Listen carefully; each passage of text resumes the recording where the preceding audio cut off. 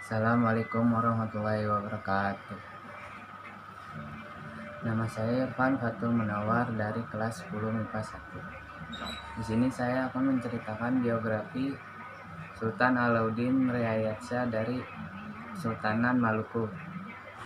Sultan Alauddin Reayatsyah adalah Sultan Kesultanan Aceh yang ke-10 yang berkuasa antara tahun 1596 sampai 1604. Era pemerintahannya menjadi salah satu era penting dalam sejarah di wilayah Asia Tenggara karena pada masa itu untuk pertama kalinya wilayah perairan Selat Malaka kedatangan 3 kekuatan dari Eropa, Belanda, dan Prancis. Sultan Alauddin dilaporkan sebagai keturunan para raja tua yang mengatur Kesultanan Aceh pada abad ke-15. Ayahnya adalah Al-Malik Firmansyah putra Muzaffar Syah, meninggal tahun 1497. Pertemuan silsilah ini sepertinya telah terhalang sepenuhnya tertutup oleh garis keturunan dari Sultan Ali Mughayat Syah. Di masa mudanya, dia hanya seorang rakyat biasa yang berprofesi sebagai seorang nelayan, tetapi ia mampu mencapai posisi elit di kesultanan berkat keberanian dan keahlian di bidang militer, sehingga dia terpilih menjadi seorang komandan militer. Dia juga membunuh Sultan Alauddin Mansur Syah pada tahun 1585 sampai 1586. Menurut dugaan tersebut, dia membunuh Sultan sebagai tindakan guna melindungi cucu muda Sultan Raja Asem.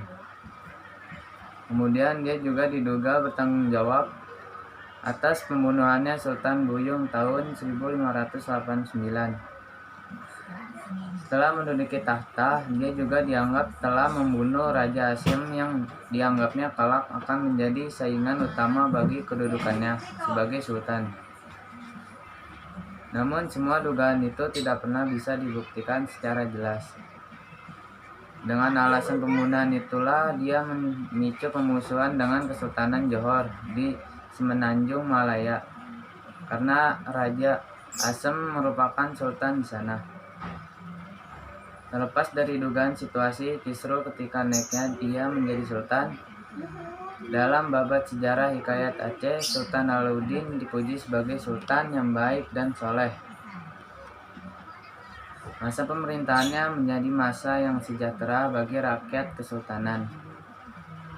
Menurut seorang pedagang Prancis yang berkunjung ke Aceh pada tahun 1601 sampai 1603, ia mencatat bahwa ibu kota kesultanan adalah bandar yang sangat kosmopolit pada masanya, di mana orang-orang dari berbagai kebangsaan berdiam di sana selama beberapa bulan guna berdagang. Orang-orang dari Turki, Nagapatman, Calicut, Ceylon, Siam, Gujarat, Benggala, dan berbagai tempat lainnya berbaur dengan aman dan menjalankan perdagangan yang ramai.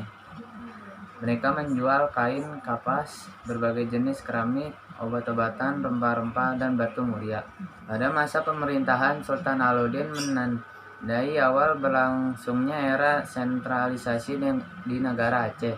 Sultan yang sejak hari-hari pertama pemerintahannya telah berhasil menekan para pedagang elit dan para bangsawan yang pada periode kesultanan sebelumnya telah memiliki pengaruh besar secara politik di kesultanan.